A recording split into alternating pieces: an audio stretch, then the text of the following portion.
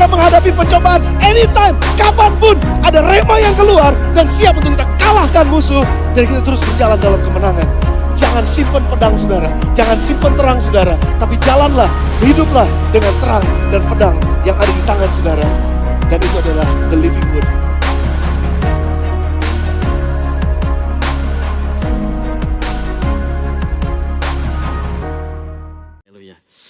Selamat siang sekali lagi, apa kabarnya?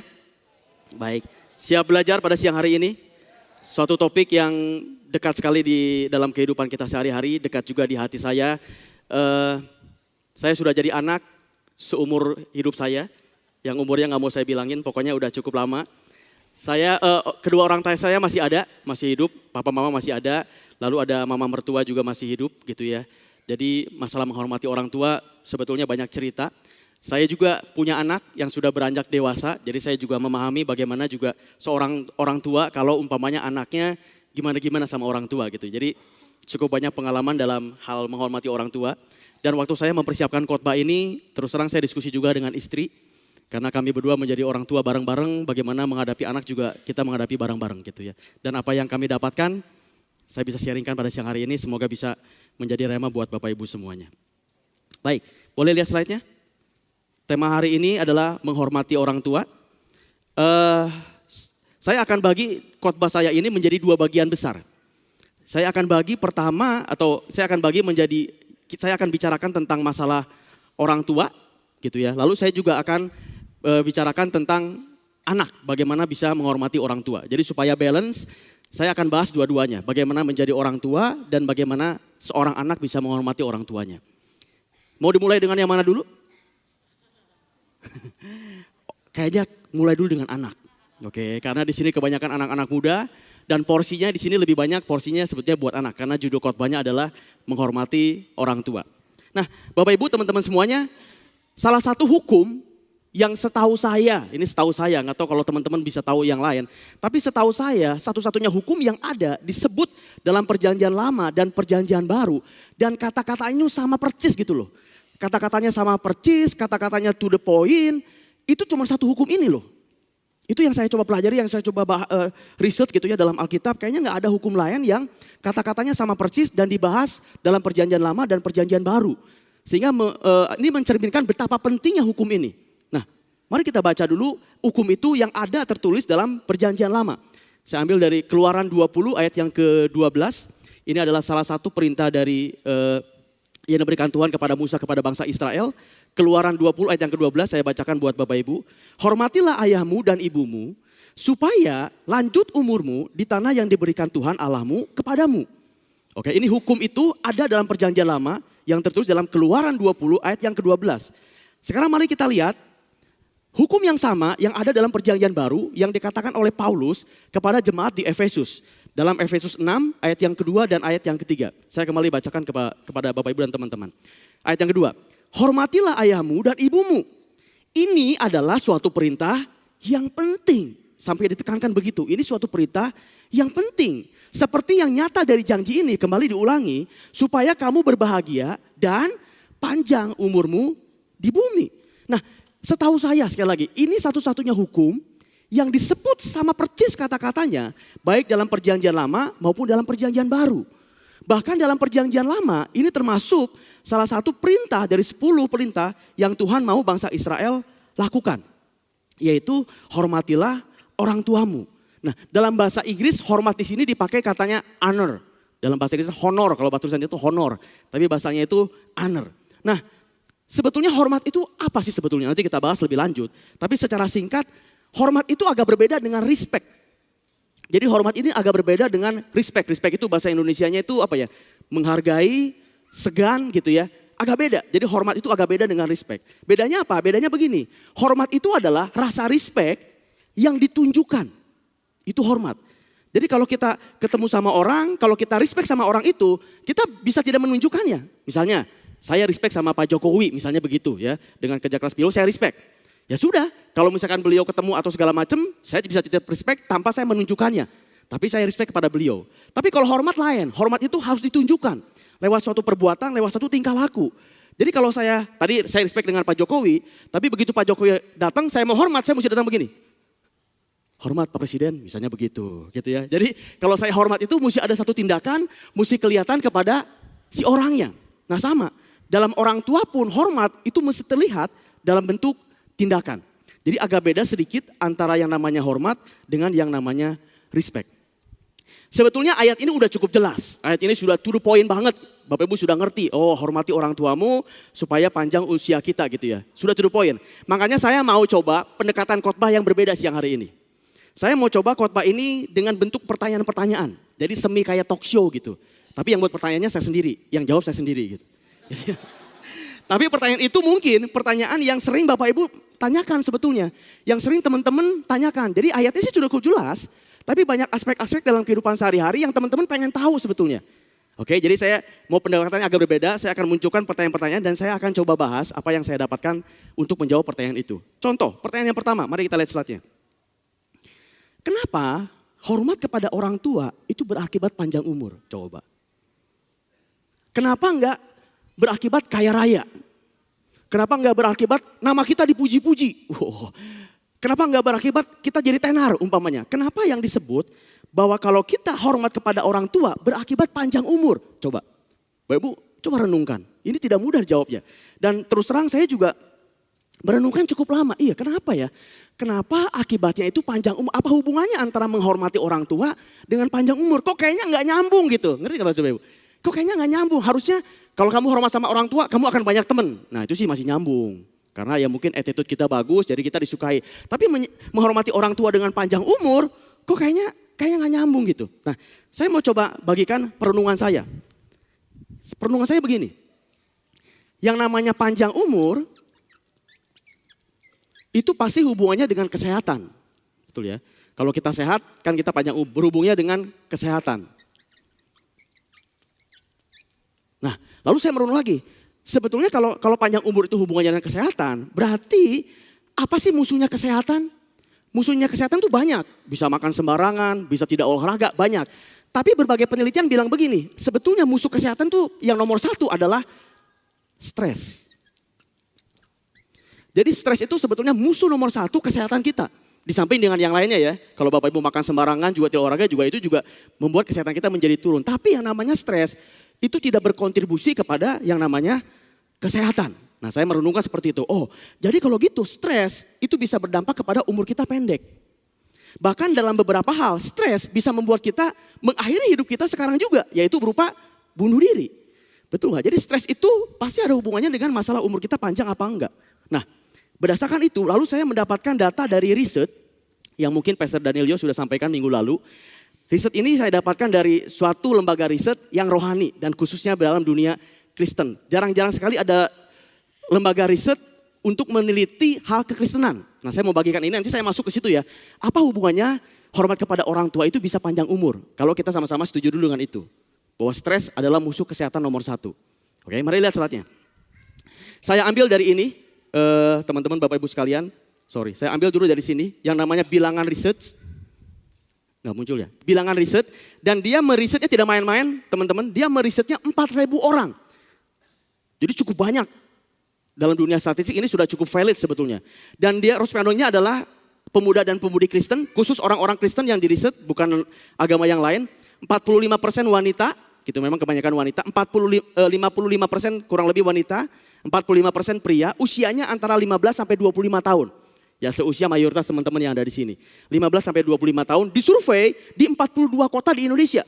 Jadi ini spesifik orang Kristen dan spesifik Indonesia. Wah ini data yang jarang banget yang kita dapatkan. Tapi dari sini nanti kita dapatkan sesuatu. Statusnya adalah, boleh itunya dihilangin sebentar aja. Ting. Ya, nah oke. Statusnya adalah anak SMP yang diriset itu kurang lebih 9%. Anak SMA paling banyak anak SMA 75%-an. Perguruan tinggi sekitar 12%. Dan yang sudah kerja karena kan usianya 15 sampai 25 tahun kurang lebih 3%. Jadi mayoritas memang yang ditanyakan adalah anak-anak SMA. Sekali lagi mungkin mayoritas umurnya ada di tempat ini. Nah mari kita lihat. Ini salah satu data risetnya. Ini yang ditanyakan salah satunya. Apakah kamu pernah berpikir ingin bunuh diri? Coba pertanyaannya to the point banget ya. Apakah kamu pernah berpikir ingin bunuh diri? 84% menjawab tidak pernah. Ini berpikir ya, bukan melakukan, berpikir. Tapi 14,2% pernah berpikir pengen bunuh diri. Saya harap di sini nggak ada tuh. Yang tidak menjawab 1,3. Nah saya nggak tahu maksudnya tidak menjawab itu apa, galau, mikir dulu, berdoa dulu atau apa, saya nggak tahu tuh. Tapi dia tuh tidak menjawab gitu, tidak menjawab. Nah kalau ditanya lagi yang menjawab iya, yang berpikir kenapa sih kamu berpikir pengen bunuh diri. Ternyata dari berbagai penyebab yang ada, saya ambil aja yang paling utama, 3 utama. Pertama karena stres. Berarti betul. Stres itu ada hubungannya sama umur panjang. Bahkan kalau dia bunuh diri, matinya sekarang gitu ya. Lalu lelah dengan masalah hidup. Nah Bapak Ibu jangan lelah. Putus harapan, itu juga salah satu penyebab. Kalau saya rangkumkan kata kuncinya adalah beberapa masalah yang membuat anak-anak ini stres, lelah dalam masalah hidup, putus harapan sehingga berpikir akan bunuh diri adalah masalah-masalah yang berkaitan dengan keluarga. Shocking, isn't it? Ini hal yang surprising atau hal yang mengejutkan. Satu lagi. Apakah kamu pernah mencoba bunuh diri? Aduh ini datanya gak kelihatan ya. Mungkin saya sebutkan aja sini ya. Kalau tadi kan berpikir, kalau ini apakah kamu pernah mencoba bunuh diri? Jawabannya tidak, itu 93,6% tidak pernah mencoba bunuh diri. Tapi yang membuat terkejut adalah 3,5% menjawab ya. Kalau tadi cuma berpikir, ini sudah mencoba loh. Jadi either pakai entah gimana caranya gitu, dia sudah mencoba, sudah melakukannya. 2,9% tidak menjawab. Nah kalau ditanya lagi, buat orang-orang yang sudah pernah mencoba, alasannya kenapa? Gak muncul lagi. Alasannya adalah saya sebutin ya. Satu, alasannya kenapa dia mencoba bunuh diri adalah depresi, itu 20%. Stres, 11,2%. Lalu lelah akan masalah hidup, sama seperti tadi. Jadi kurang lebih penyebabnya sama. Antara yang berpikir sama yang sudah melakukan, itu alasannya sama. Yaitu dua yang utama, stres dan lelah. Stres dan depresi. Ini suatu data yang mengejutkan yang ada di Indonesia dan ini orang-orang Kristen. Bukan orang-orang yang non-Kristen, ini orang Kristen. Jadi jika ada 14,2% anak muda yang pernah berpikir untuk bunuh diri, 3,5%-nya bahkan sudah pernah melakukan untuk mencoba bunuh diri. Nah dari data-data ini, berarti kalau gitu kita ngambil kesimpulan. Salah satu hal yang paling menjadi penyebab anak-anak muda, bahkan saya yakin ini juga bukan cuma anak-anak muda, orang yang sudah dewasa sekalipun, kenapa dia berpikir untuk bunuh diri? 2 musuh utamanya, stres dan depresi. Jadi kalau gitu, betul yang namanya stres itu memang ada hubungannya dengan kesehatan. Bahkan bisa mengganggu kesehatan jiwa dalam tanda kutip, dia bisa melakukan bunuh diri. Tapi yang namanya stres berarti ada hubungannya dengan masalah panjang umur kita. Nah kalau gitu dari situ saya coba kaitkan, ini kesimpulan saya. Mungkin teman-teman Bapak Ibu tidak setuju, tidak apa-apa, tapi ini kesimpulan saya. Jadi kenapa hormat kepada orang tua dapat membuat panjang umur? Ini kesimpulan saya.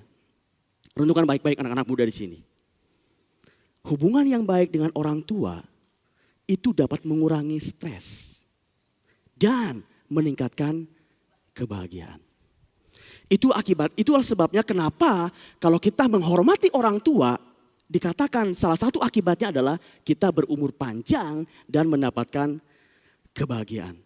Dan buat kita make sense, termasuk buat saya make sense banget. Sering dulu waktu saya masih sekolah ataupun saya waktu kerja, pasti pernah mengalami keributan-keributan dengan teman-teman, dengan rekan kerja, betul nggak? Wah, gua nggak suka sama lu. Tapi sejelek-jeleknya atau seribut-ributnya saya dengan teman, begitu saya balik ke rumah, ketemu sama papa dan mama, kayaknya adem gitu. Setuju nggak? Jadi papa dan mama itu selalu memberikan kedamaian. Bisa cerita gitu, Pak tadi orangnya begini, teman saya begini. Ini lagi ribut sama teman. Tapi begitu saya bisa balik ke rumah, ketemu sama papa dan mama, kayaknya tuh aman banget gitu, kayaknya damai banget. Tiba-tiba tuh jadi berkurang banget yang namanya stres. Coba bayangkan, kalau saya ributnya sama orang tua. Mesti kemana coba saya larinya? Yang bisa mendapatkan keamanan, kedamaian kayak tadi. Jadi Bapak Ibu, teman-teman, hubungan dengan orang tua itu bisa mengurangi stres dan meningkatkan kebahagiaan. Oke, itu tuh pertanyaan yang mungkin muncul di dalam benaknya Bapak Ibu dan teman-teman semuanya. Itu yang pertama. Yang kedua, mari kita lihat pertanyaannya. Ini yang saya coba gali lebih lanjut. Tapi bagaimana kalau orang tua saya tidak layak untuk dihormati? Kenapa saya memunculkan pertanyaan ini? Karena memang ini juga jadi pertanyaan buat saya sendiri. Gimana kalau orang tua saya atau orang tua kita itu nggak layak, Pak? Bapak nggak tahu sih orang tua saya kayak gimana? Dia nggak layak, Pak. Dihormati itu dia nggak layak. Padahal firman Tuhan katakan harus hormati. Masalahnya begini loh Bapak Ibu. Firman Tuhan cuma bilang, hormati ayah dan ibumu. Titik. Itu kata titik itu penting. Tidak dikatakan hormati ayah dan ibumu yang baik. Hormati ayah dan ibumu yang sering ke gereja. Hormati ayah dan ibumu yang takut akan Tuhan. No, dia cuma bilang hormati ayah dan ibumu. Titik. Saya tahu banyak kondisi orang tua kita yang tidak ideal. Bahkan jauh dari ideal. Saya nggak tahu masing-masing punya pergumulannya. Mungkin ada yang ringan tangan, mungkin ada yang apa, saya nggak tahu. Gini Bapak Ibu, layak apa nggak layaknya orang tua kita bukan bagian kita untuk menghakimi. Itu bagian Tuhan. Bagian kita cuma satu, menghormati. Sekali lagi saya ulangi ya Bapak Ibu ya. Layak apa nggak layaknya orang tua kita, meskipun secara pikiran, secara kasar kayaknya dia nggak layak. Udah. Itu bukan bagian kita untuk menghakimi. Bagian kita cuma satu, menghormati dia. Dan saya ngerti ini tidak mudah. Saya tahu ini gak mudah. Makanya diperlukan Roh Kudus, kekuatan dari surga, kasih yang dari surga yang harus ada dalam diri kita. Baru kita bisa melakukan itu. Benar gak Ibu? Tapi saya mau bilang begini juga, kalau teman-teman merasa orang tua saya gak layak Pak, tapi oke lah saya menghormati. Ini nih note-nya, kalau teman-teman merasa orang tua Anda tidak layak untuk dihormati, catat baik-baik. Let the buck stop there. Kalau Anda jadi orang tua, jangan seperti kayak itu. Itu aja yang kita bisa pegang. Kalau gua nanti jadi orang tua, gua gak akan jadi kayak gitu. Itu istilahnya. Jadi istilahnya kalau dalam bahasanya, kumannya, let the buck-nya stop di sini. Saya tidak akan teruskan itu kepada anak-anak saya nanti. Tapi tetap hormati orang tuamu. Dan saya nanti akan definisikan artinya hormati itu apa. Oke, pertanyaan yang selanjutnya. Menghormati itu sebenarnya kayak gimana sih? Apakah kayak tadi? Hormat gini, jadi kalau ketemu orang tua begini setiap pulang gitu atau gimana? Menghormati itu sebenarnya kayak gimana sih? Bapak Ibu bisa, teman-teman bisa definisikan secara macam-macam. Tapi buat saya menghormati hal yang sederhana, yang aplikatif dalam kehidupan sehari ada 3. Kalau saya coba rangkum ada 3. Yang pertama, menghormati itu yang satu, dan ini yang paling penting. Cara dan gaya bicara yang sopan. Ini kategori menghormati kepada orang tua. Dan saya tahu buat anak-anak zaman sekarang khususnya, termasuk zaman saya mungkin waktu dulu. Kita itu sama orang tua itu suka jutek gitu, kenapa ya? Bingung saya. Nada bicaranya, ketus, segala macam. Betul nggak? Orang tua di sini ada amin? Nggak berani, di samping saya ada anak saya Pak, nggak berani. Ya nggak tahu, tapi paling enggak saya dan istri sih merasakan begitu ya. Jarang gitu, karena soalnya ada anak saya juga di sini. Jarang, tapi sering. Jarang tapi sering gimana sih, pokoknya mah gitulah. Ya kalau ditanya sesuatu tuh kayaknya tuh jawabnya jutek gitu. Apalagi kalau masalah di gadget gitu ya, ada apps yang baru. Ini gimana sih caranya? Belajarnya sendiri, gitu coba. Kan pengen nyakar jadinya gitu. Kayak gitu. Jadi maksudnya kenapa sih nggak pakai cara yang baik-baik kalau memang lagi sibuk, kalau memang lagi waktunya nanti, ya udah nanti aja tapi ngomongnya baik-baik gitu. Itu cara menghormati kita kepada orang tua loh. Cara dan bagaimana kita caranya ngomong dan lembut kepada orang tua. Itu salah satu hal untuk menjadi orang tua. Salah satu hal yang anak-anak mesti lakukan dalam menghormati orang tua. Buat anak-anak, buat teman-teman yang masih muda. Kalau Anda melakukan itu kepada orang tua, ingat aja satu baik-baik. Nanti itu kalian juga akan jadi orang tua. Jadi kalau kamu gak suka digituin, jangan ngegituin sekarang. Karena apa yang kita tabur, kita akan tuai. Itu tuh mesti dicamkan baik-baik. Yang kedua, menghormati itu kayak gimana sih? Saya hal yang praktis aja.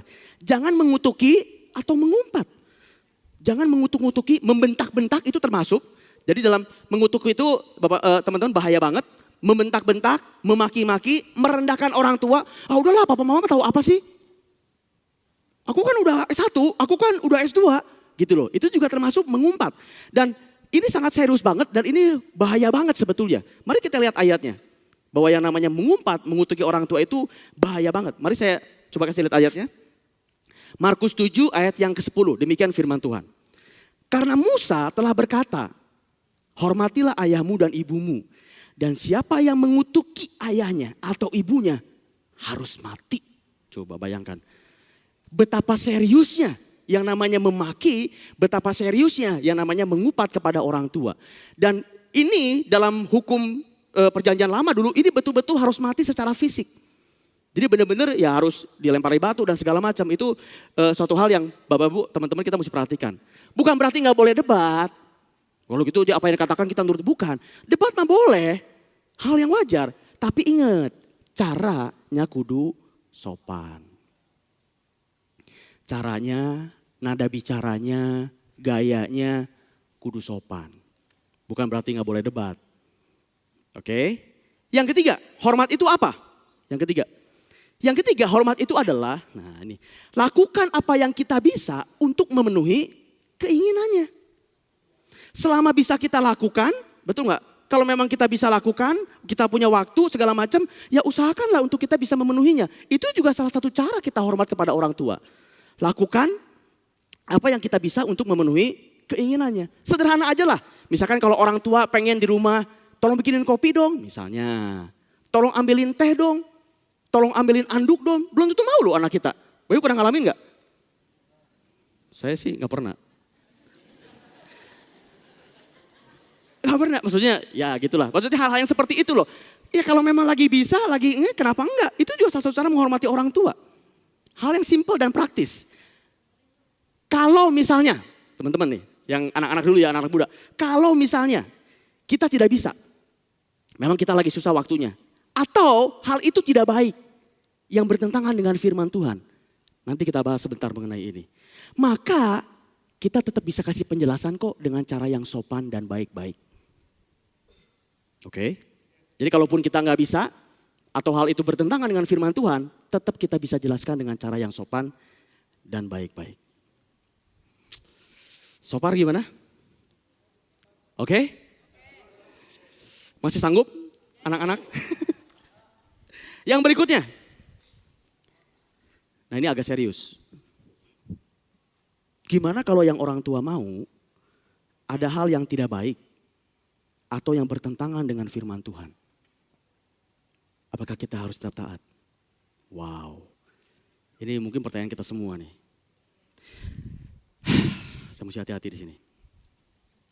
Saya perlu membalance di sini. Jadi tadi saya udah bilang bahwa kita mesti menghormati. Salah satu cara menghormati adalah melakukan apa yang orang tua mau kalau memang kita bisa gitu ya. Tapi saya mau bilang, saya mesti membalance di sini.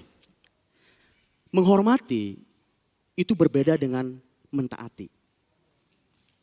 Saya ulangi sekali lagi ya Bapak Ibu ya.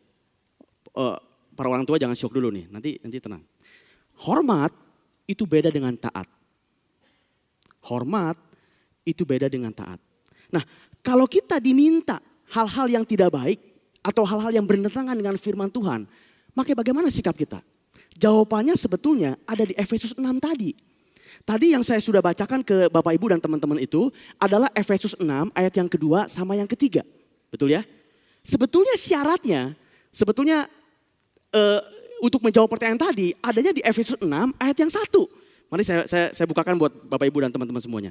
Ini jawabannya dari sini, Efesus 6 ayat yang pertama. Demikian firman Tuhan. Hai anak-anak, taatilah orang tuamu di dalam Tuhan. Saya ulangi sekali lagi.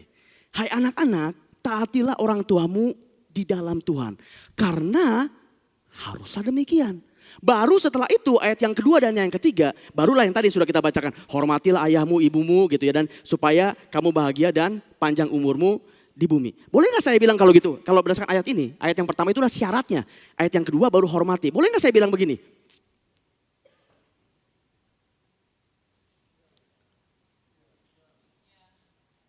Ketaatan kepada orang tua itu dibatasi oleh firman Tuhan. Gimana Bapak Ibu? Boleh saya ngomong gitu? Jadi ketaatan, ya memang kita mesti menghormati, memang kita mesti melakukan apa yang orang tua mau kalau kita bisa. Tapi sekali lagi, tidak semua yang orang tua mau, apalagi yang bertentangan dengan firman Tuhan, perlu kita taati atau perlu kita penuhi. Sebentar, saya belum selesai nih penjelasannya. Bapak Ibu jangan mengambil kesimpulan dulu. Derajat takut kepada Tuhan itu harus lebih tinggi daripada kita takut kepada orang tua.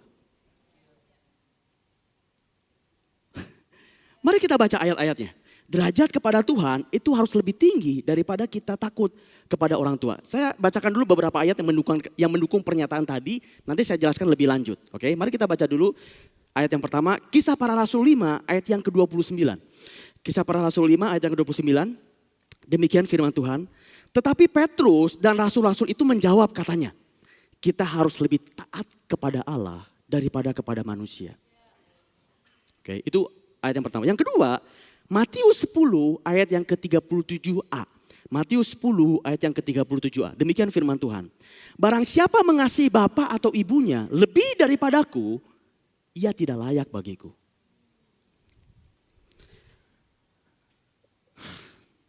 Saya merasakan berat banget nih khotbah hari ini nih. Tapi gak apa-apa, saya udah izin ke Pastor Arif bilang, gak apa-apa Ndi, kebenaran harus dinyatakan. Gitu katanya, sudah. Saya jadi plong, udah dapat izin soalnya.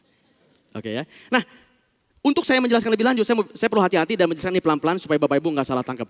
Saya kembali dulu ke perbedaan antara hormat dengan taat. Perhatikan baik-baik ya supaya Bapak Ibu gak salah tangkap nih. Hormat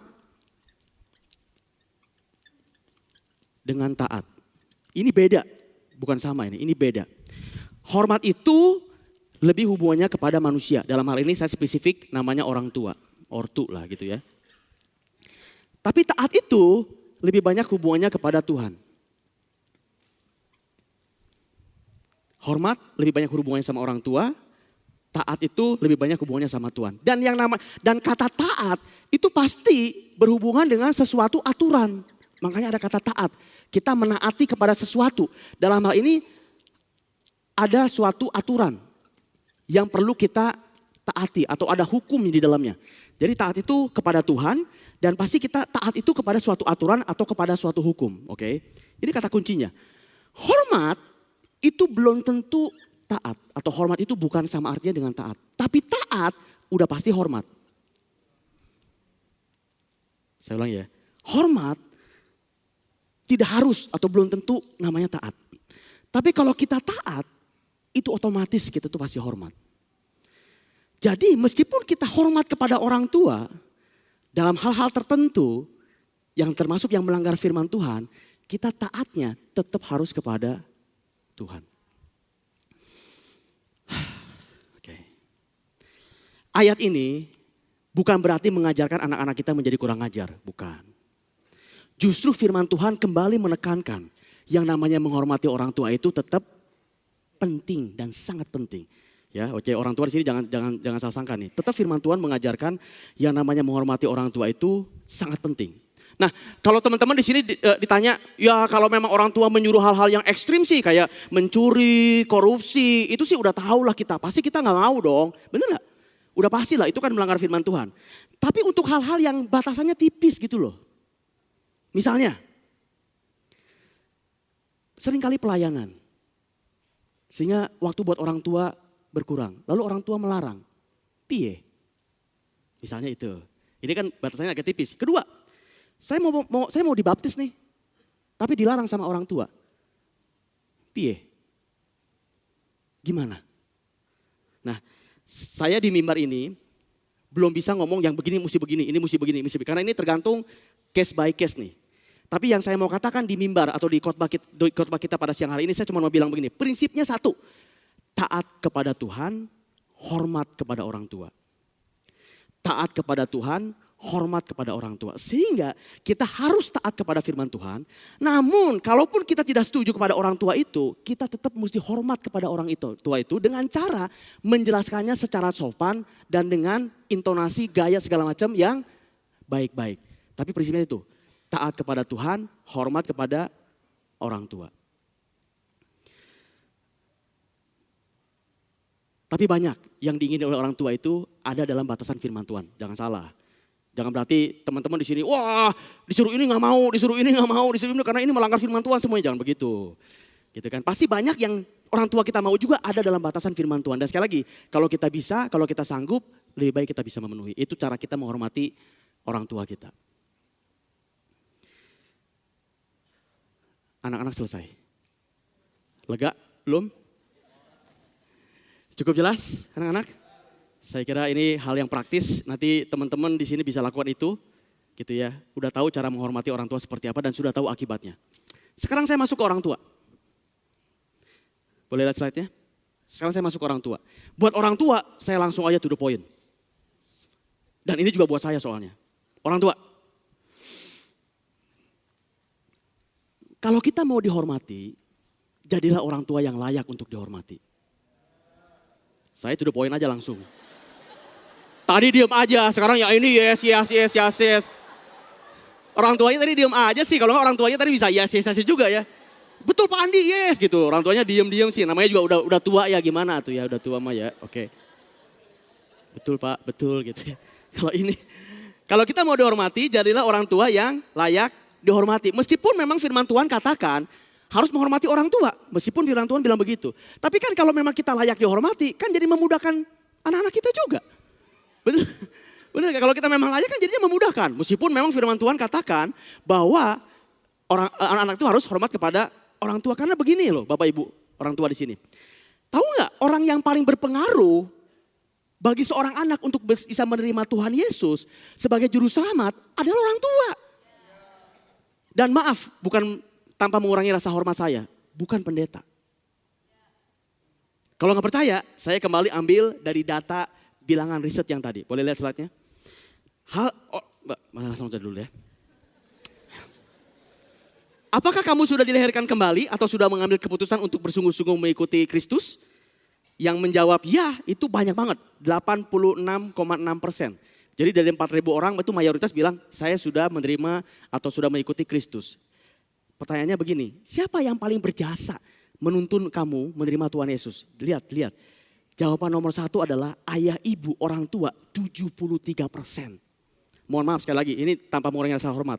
Pendeta 10,6%, diri sendiri artinya ini sendiri gitu ya 2,2%, guru agama di sekolah 1,2%. Sorry. Iya, tahu. 2,1%. Makasih loh, udah caranya hormat banget loh tadi. Nadanya bagus gitu. Enggak bagus, terima kasih. Langsung dipraktekkan, luar biasa. Jadi saya mau bilang begini Bapak Ibu. Hei orang tua, hati-hati. Orang tua merupakan pihak yang paling berjasa dalam menuntun anak menerima Yesus. Hei orang tua. Sekali lagi saya ingatkan, merupakan pihak yang paling berjasa menuntun anak-anak untuk menerima Tuhan Yesus. Dan angkanya tidak main-main, 73,1%. Ya tentu ada peran Roh Kudus, tentu ada peran doa di sana, tentu ada peran Tuhan di sana, tentu. Saya tidak mengecilkan arti-arti itu semua, itu pasti ada. Tapi saya juga boleh bilang bahwa ternyata orang tua perannya juga sangat besar. Jadi orang tua, hati-hati, cara hidup Anda, bagaimana Anda menjadi teladan atau enggak kepada anak-anak, itu sangat berpengaruh bahkan kepada keselamatan anak kita. Oke, nah mari kita lihat beberapa pertanyaan dari orang tua. Gimana sih jadi orang tua yang terhormat itu? Kan kita mau jadi orang tua yang layak dihormati, tapi sebetulnya gimana sih caranya supaya menjadi orang tua yang terhormat itu seperti apa sih? Saya akan, pada prinsipnya orang tua itu harus jadi teladan buat anak-anak. Harus jadi role model, harus jadi teladan, betul ya. Dan saya mau ambil pesan dari Paulus kepada Timotius. Teladan-teladan itu yang seperti apa sih? Yang orang percaya harus punya itu teladannya seperti apa? Termasuk buat orang tua. Oke, berikut teladan-teladannya. Mari saya bacakan. Dari 1 Timotius 4 ayat yang ke-12. Ini orang tua ya. 1 Timotius 4 ayat yang ke-12. Meskipun ini dikatakan Paulus kepada Timotius ya. Timonya masih muda waktu itu, dia bilang kamu jangan menganggap diri kamu rendah. Tapi ini juga berlaku buat kita. Sebagai orang-orang percaya yang sudah dewasa juga, yang sudah tua juga. Mari kita lihat. Jangan seorang pun menganggap engkau rendah karena engkau masih muda. Karena memang Timo masih muda.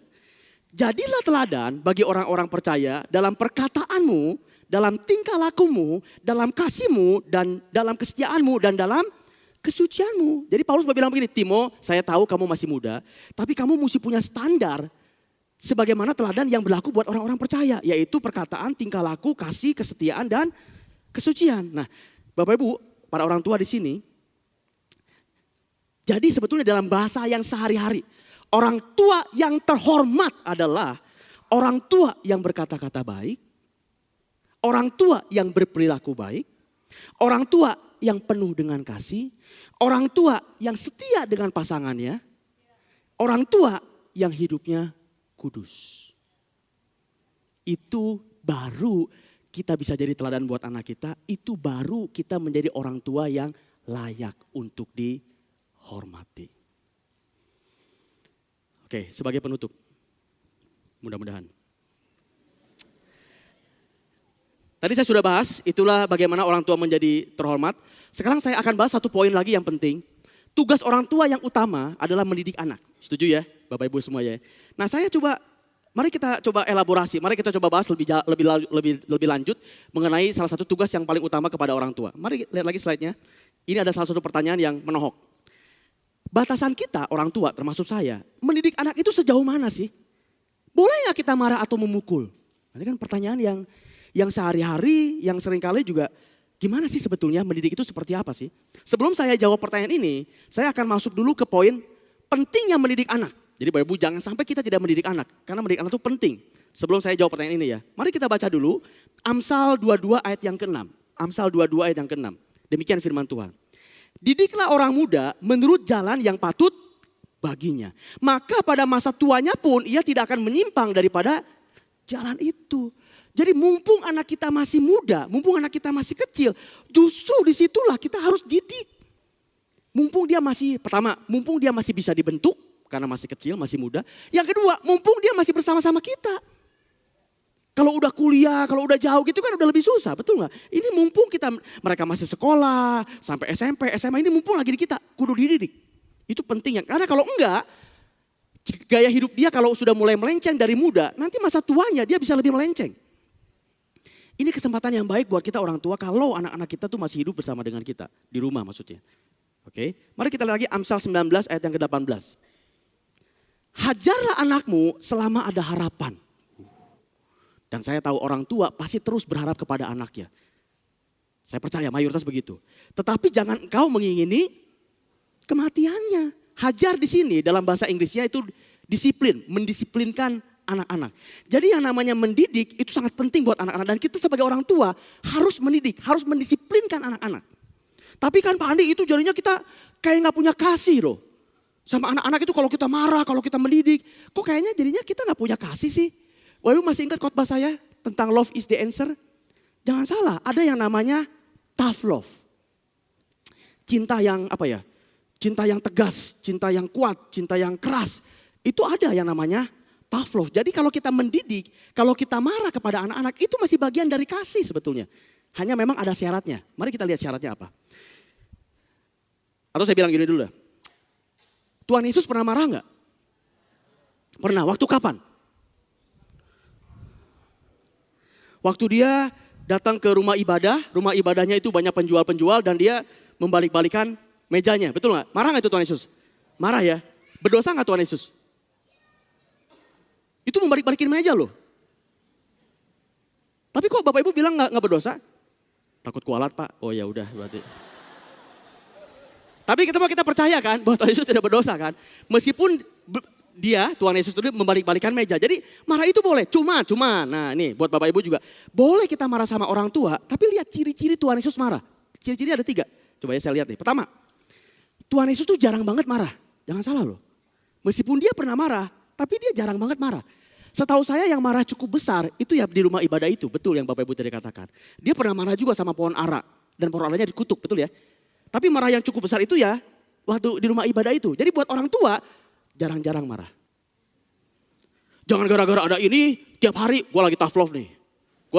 Terus aja marah, alasannya tough love. Jangan ya, hati-hati. Saya mesti wanti-wanti juga sama orang tua. Oh kebetulan tuh ada tough love, berarti gue mesti tough love. Jangan. Ciri-ciri Tuhan Yesus pertama, jarang-jarang marah. Itu ciri yang pertama. Yang kedua, lihat orang tua.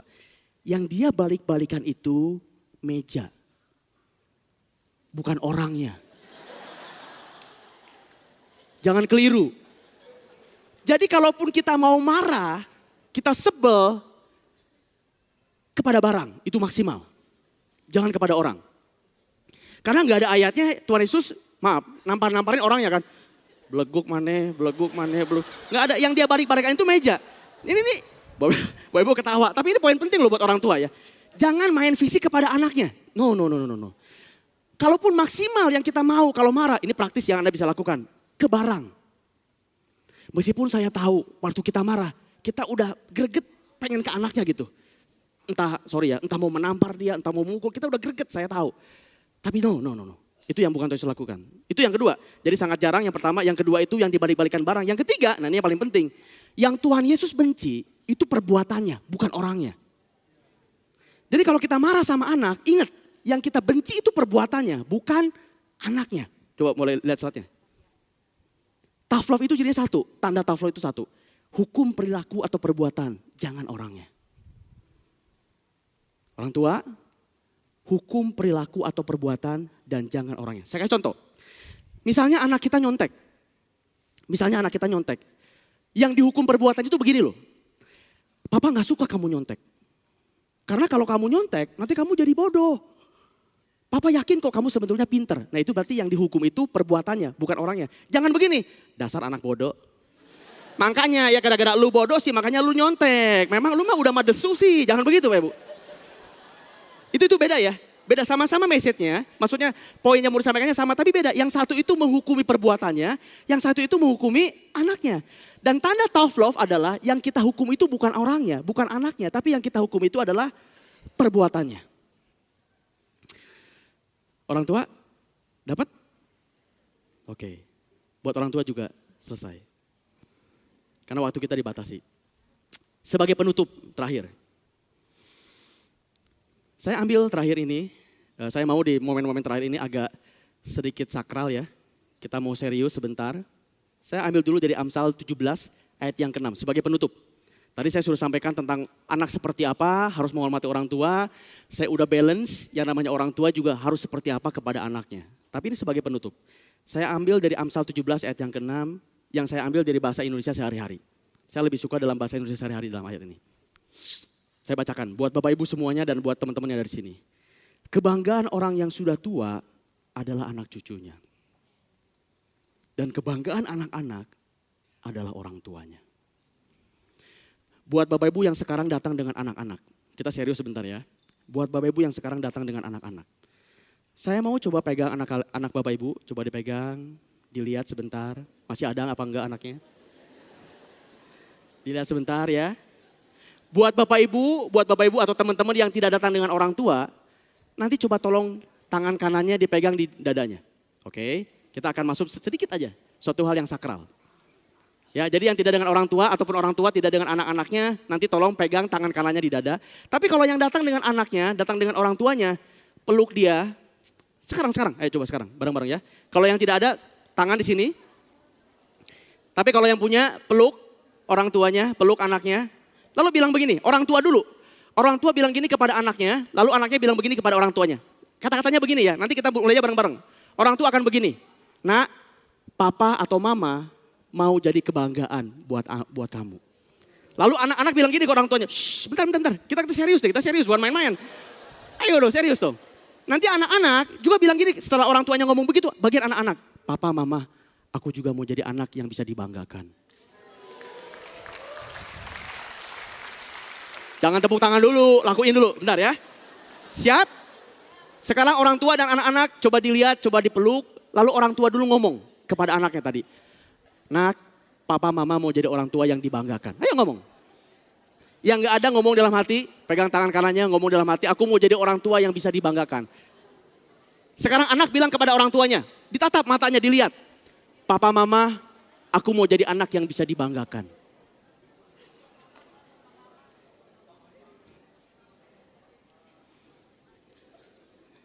Boleh lihat slide-nya? Saya lihat beberapa orang menangis. Karena memang Bapak Ibu, at the end of the day, pada akhirnya. Saya juga mau nanti suatu hari, ataupun mungkin nanti. Saya mau anak saya juga bangga sama saya. Dan kita juga orang tua, pasti mau. Kita juga semua anak-anak di sini, siapa sih yang gak mau ngebanggain orang tua? Dan membuat orang tua bangga itu, gak usah dengan harta benda.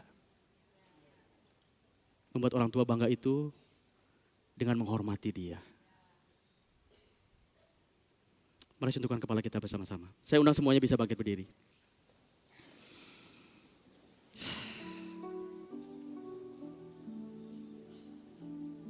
Bapak Ibu, teman-teman yang ada di sini, ini merupakan waktu yang baik. Kita mengambil komitmen bersama-sama. Buat Anda sebagai anak di sini, bila firman pada siang hari ini mengingatkan kita kepada orang tua kita.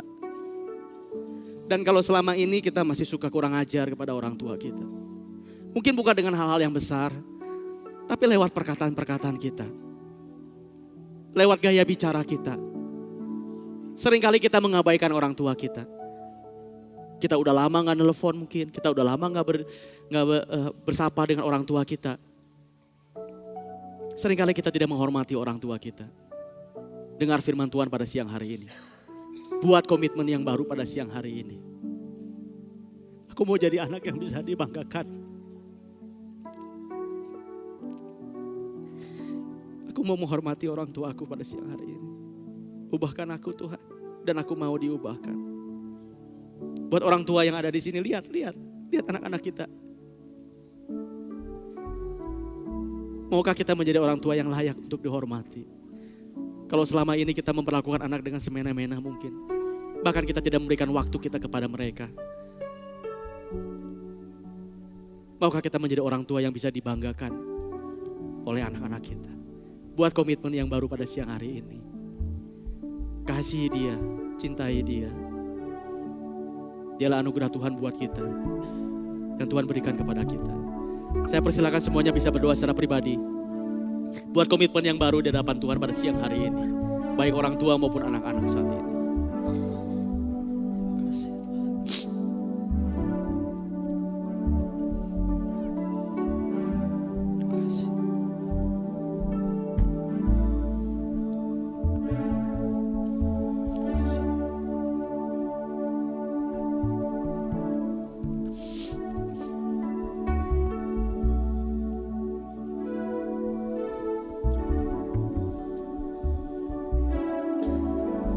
Terima kasih Tuhan buat firman-Mu pada siang hari ini. Kami bersyukur buat orang tua yang sudah Kau berikan dalam kehidupan kami. Terlepas dari segala kekurangan yang mereka miliki. Mereka adalah orang tua yang Kau pilihkan dalam kehidupan kami. Dan terlepas dari segala kekurangan yang mereka miliki, saya mau menghormati orang tua saya. Karena itu firman-Mu Tuhan. Dan saya juga sebagai orang tua pada siang hari ini Tuhan, terima kasih untuk firman-Mu. Ajar saya menjadi orang tua yang bisa mendidik anak-anak dengan cinta kasih-Mu Tuhan. Menjadi orang tua yang bisa dibanggakan oleh anak-anaknya. Terima kasih Tuhan. Terima kasih untuk firman-Mu Tuhan. Bersyukur Tuhan. Terima kasih Tuhan. Terima kasih. Terima kasih Tuhan. Segenap hatiku menyembah-Mu Yesus, ku bersyukur padamu. Dengan apa kan ku balas segala kebaikan-Mu.